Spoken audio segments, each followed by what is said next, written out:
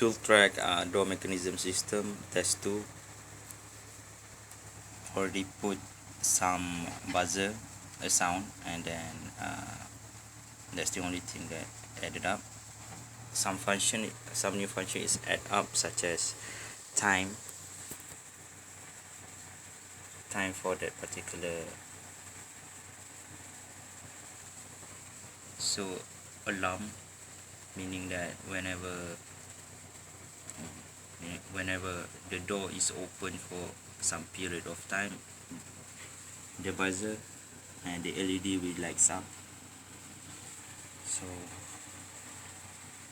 in this case, the door is currently locked, so open it by sending a signal. The program is set for 6 seconds. So as long as the door is open, the alarm and the LED will lights up, initiating that the door is not properly closed.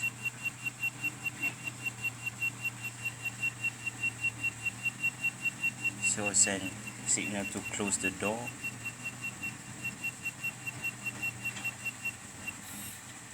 and the door is closed and the signal is gone. The alarm is off. And now part 2.